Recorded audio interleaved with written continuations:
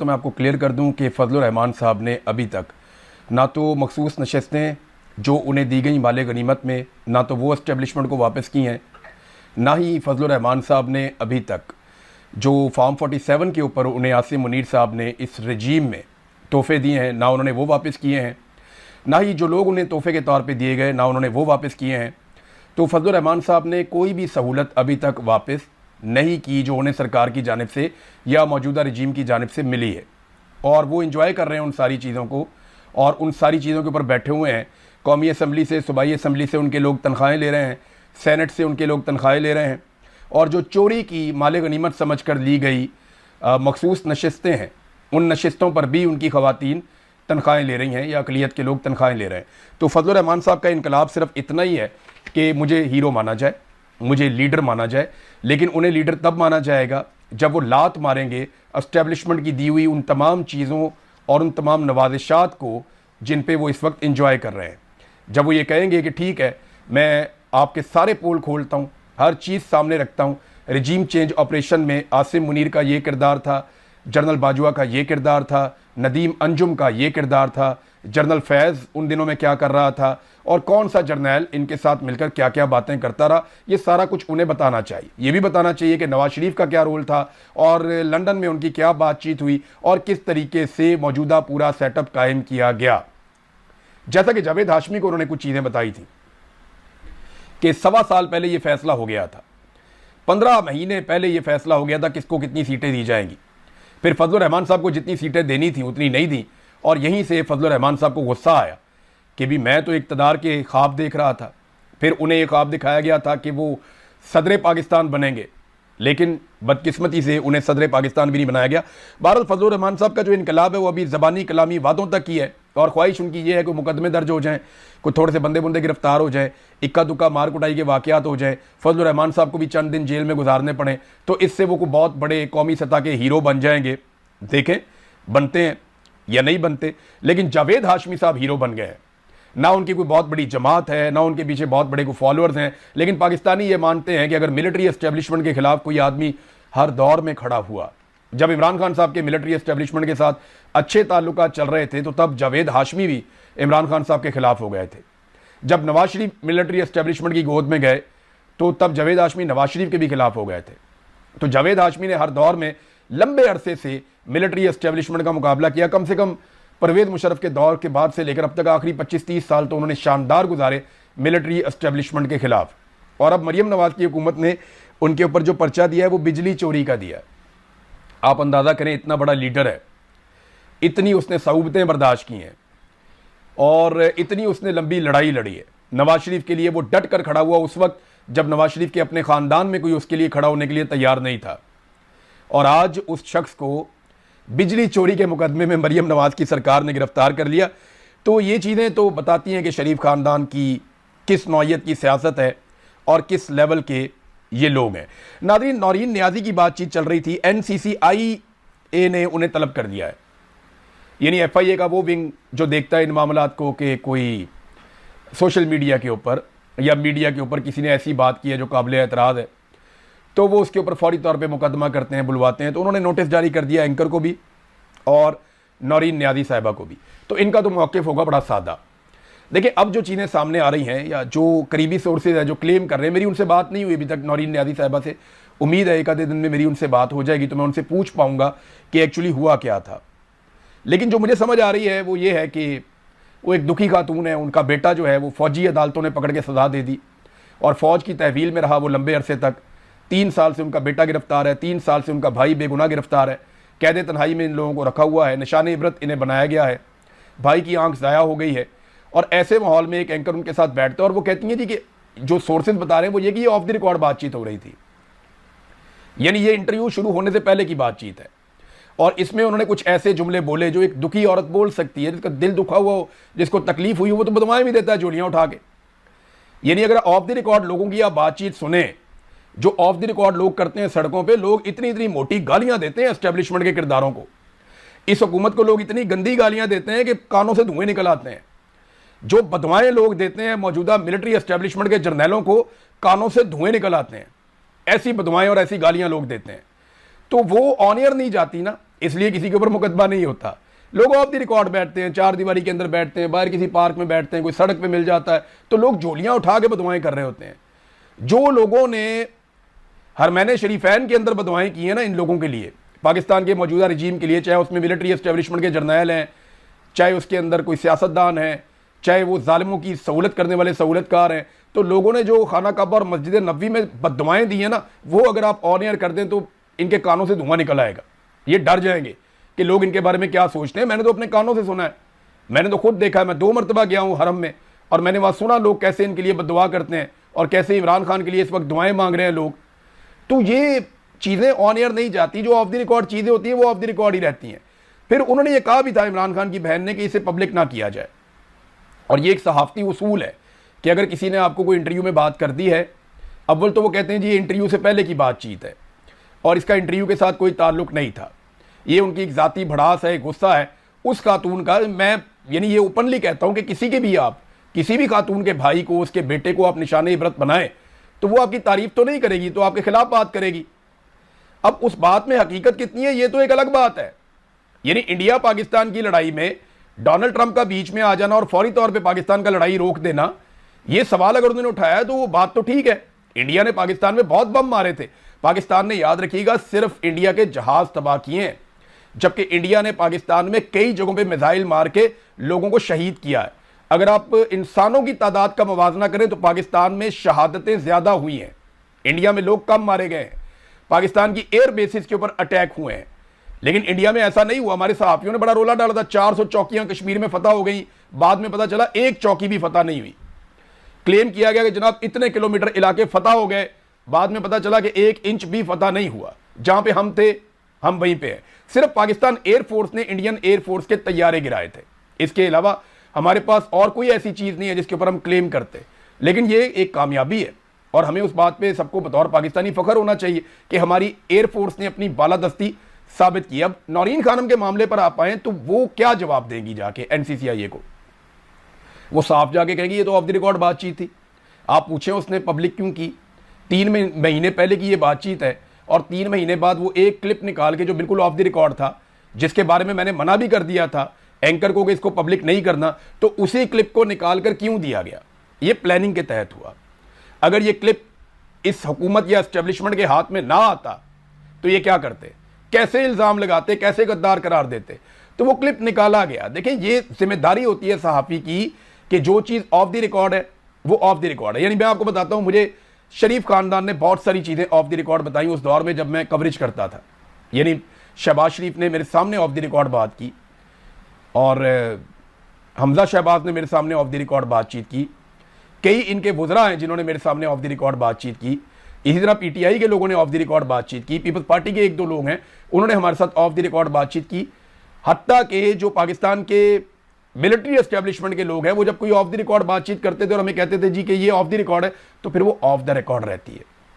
उसमें तो वो बहुत ऐसी बातें करते हैं कि वो पब्लिक हो जाए तो भूचाल आ जाए, लेकिन यह सारा कुछ पब्लिक किया नहीं जाता। लेकिन बिल आखिर एक दिन चीज़ें पब्लिक हो ही जाती हैं। अब जनाब नौरीन खानम को बुलाएंगे तो वो क्या कहेंगी? वो ये कहेंगी जी ऑफ द रिकॉर्ड था, और वो ये कहेंगी मैंने मना किया था ऑन एयर नहीं करना। तो फिर क्या करेंगे? किसी शख्स की सोच के ऊपर तो आप पैरा नहीं बिठा सकते ना। अगर एक आदमी अपने आप में ये समझता है कि ये चीज़ ऐसे नहीं ऐसे हुई है तो इस पर कौन सा मुकदमा बनता है? यानी इस पर क्या मुकदमा आप कर सकते हैं? वो प्रैक्टिकली तो कुछ नहीं कर रहा, और जो स्टेटमेंट है वो ये कह रहे हैं कि जनाब मैंने कहा था कि इसको पब्लिक नहीं करना, ये मेरी अपनी ज़ाती राय हो सकती है। तो ये एक अजीबोगरीब किस्म की पाकिस्तान में कहानी चल पड़ी है कि सबको गद्दार बनाओ, बंगालियों को गद्दार बनाओ, पंजाबियों को गद्दार बनाओ, महाजरों को गद्दार बनाओ, कबायलियों को गद्दार बनाओ, बलोचियों को गद्दार बनाओ, कश्मीरियों को गद्दार बनाओ, ओवरसीज़ पाकिस्तानियों को गद्दार बनाओ और सहाफ़ियों को भी गद्दार बना दो। अरशद शरीफ को गद्दार बनाया फिर शहीद कर दिया। आज वो सबसे बड़ा मुहिब वतन है। पाकिस्तानी सबसे ज़्यादा प्यार जिन लोगों से करते हैं उनमें एक कौन है? अरशद शरीफ है। उसको तो आप गद्दार कहते थे।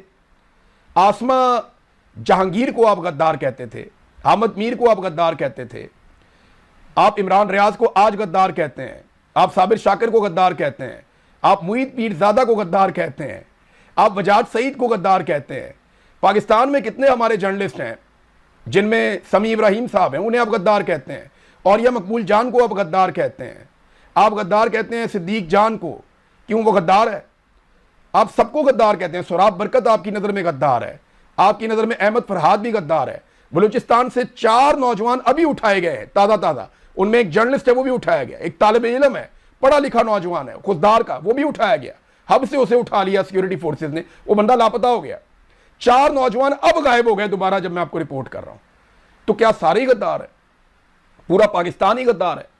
और सिर्फ मुहिब्बे वतन वो है जो वही बात करता जाए जो पाकिस्तान की मिलिट्री एस्टेब्लिशमेंट कह रही है या कहलवाना चाहती है? तो ऐसे नहीं होगा, ऐसे मुल्क चलता भी नहीं है। नाज़रीन, मैं आपको एक चीज और दिखाता हूं, ये जरा आप देखिए। ये खैबर पख्तूनख्वा में एक चैंपियंस लीग हो रही है, इसका नाम है खैबर पख्तूनख्वा चैंपियंस लीग। अब इसको स्पॉन्सर तो खैबर पख्तूनख्वा की हुकूमत करेगी ना, क्योंकि खैबर पख्तूनख्वा का ये अपना एक इवेंट है। तो खैबर पख्तूनख्वा की जो चैंपियंस लीग है, ये इसका इश्तिहार छपा हुआ है, ये देखें आप, बिल बोर्ड, ये बहुत बड़ा बोर्ड लगा हुआ है। बीच में सुहेल अफरीदी है, सुहेल अफरीदी के साथ फैसल करीम कुंडी है जो गवर्नर है, ये वज़ीर आला और गवर्नर दोनों लग गए बीच में। एक तरफ शाहिद अफरीदी है, यूनुस खान है, 2 गुलूकार हैं। पाकिस्तान में क्रिकेट का जो अब तक का सबसे बड़ा लेजेंड है ना, वो इमरान खान है। पाकिस्तान ओडीआई क्रिकेट में जो एक ही वर्ल्ड कप जीता है ना, वो इमरान खान लेकर आया था, और निस्बतन कमजोर टीम के साथ लेकर आया था। उस वक्त बहुत ताकतवर टीमें मौजूद थी। पाकिस्तान की टीम इमरान खान के दौर में जितनी ताकतवर थी, उससे बहुत ज्यादा ताकतवर उसके बाद बार बार हुई, लेकिन कैप्टन नहीं था उस नौइयत का, तो पाकिस्तान दोबारा वर्ल्ड कप नहीं जीता। आज जितने खिलाड़ी हैं सब मानते हैं कि इमरान खान एक लेजेंड था और लेजेंड है। आलमी सतह पर इमरान खान को तस्लीम किया जाता है। उसने क्रिकेट में बहुत सारी चीजें तब्दील कर दी। इमरान खान ने क्रिकेट में सोचने का तरीका तब्दील कर दिया।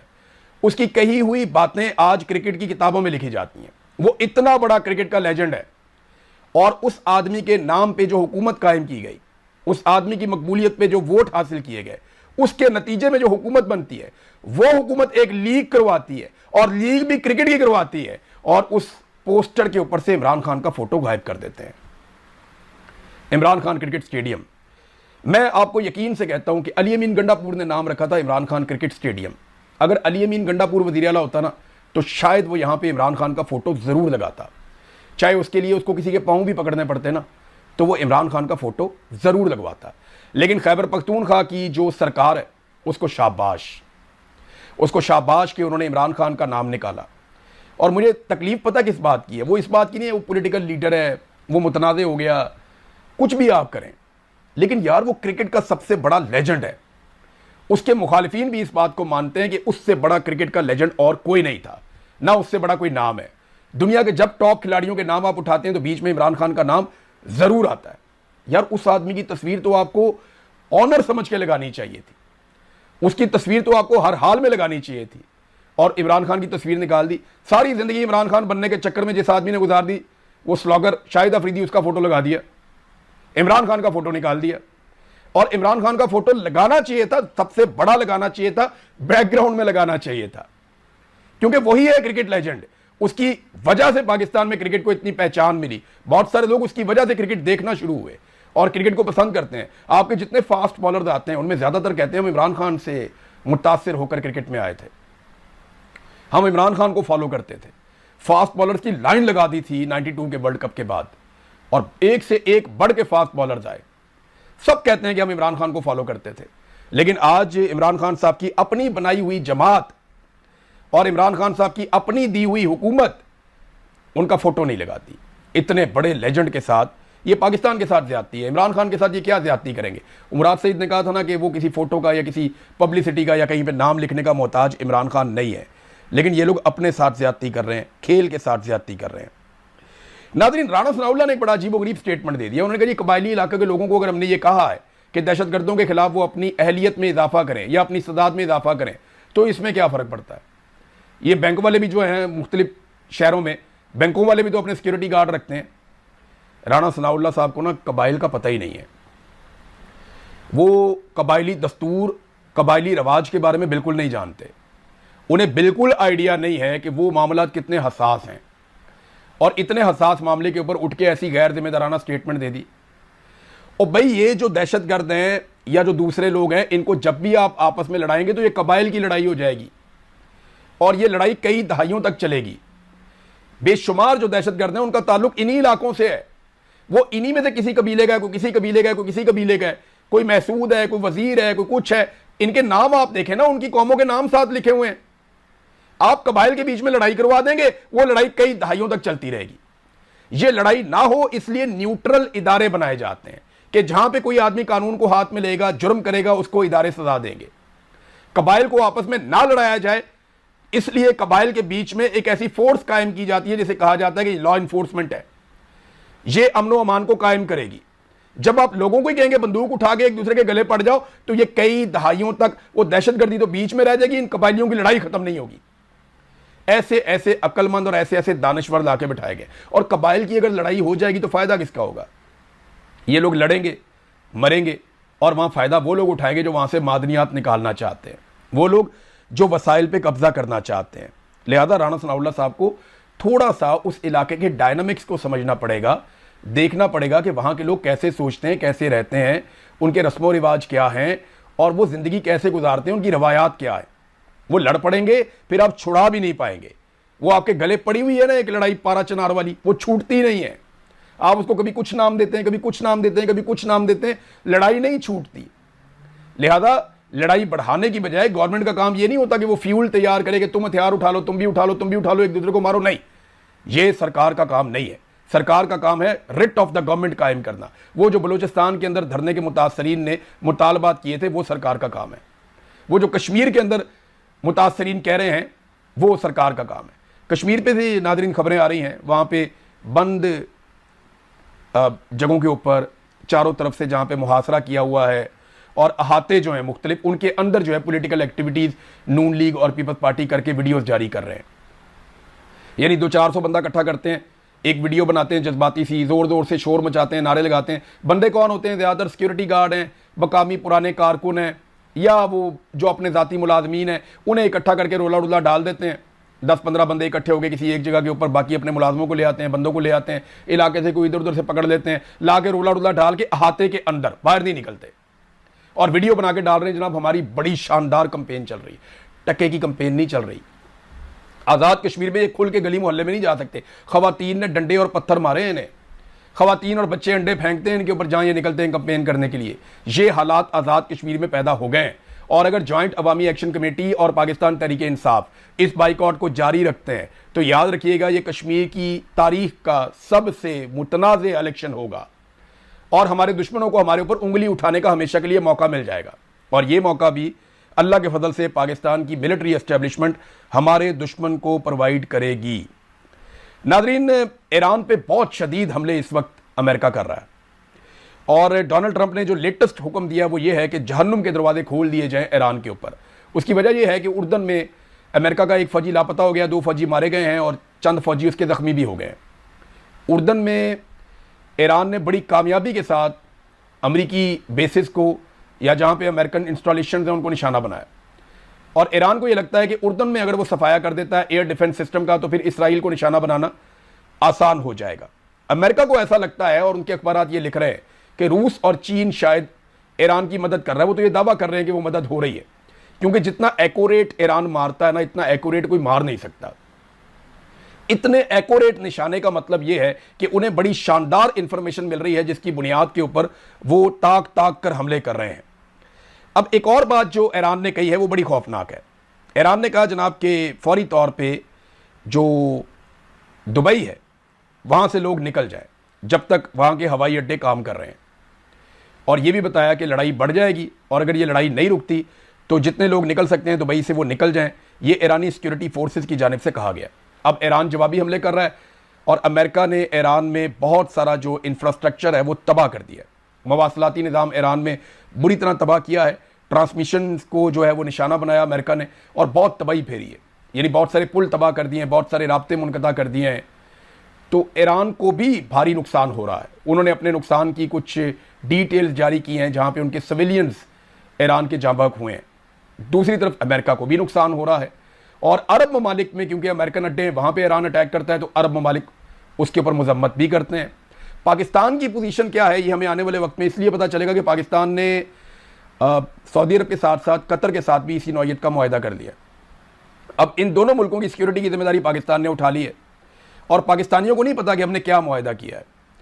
यदि पाकिस्तानी कौम ने अपने खून पसीने की कमाई से जो एक फ़ौज तैयार की अपने दिफा के लिए, पाकिस्तान में खून की नदियां बह रही हैं और वो फ़ौज सऊदी अरब और कुवैत का दिफा करेगी, कतर का दिफा करेगी या अरब ममालिक का दिफा करेगी।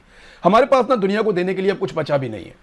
अब हम फ़ौज और हथियार ही एक्सपोर्ट कर सकते हैं जो हमने इतने सालों में बनाए हैं, और हमारे पास क्या है दुनिया को देने के लिए? अनाज हम अपना पूरा कर नहीं पा रहे। एक ज़राई मुल्क होने के बावजूद अनाज हमें बाहर से इंपोर्ट करना पड़ रहा है। तो ये नाज़रीन इस वक्त सूरत हाल है। पाकिस्तान को क्या करना होगा, पाकिस्तान किस तरफ जाएगा, उसमें किस किस्म का रिएक्शन आ सकता है, इन सारी चीज़ों पर हम नज़र रखेंगे।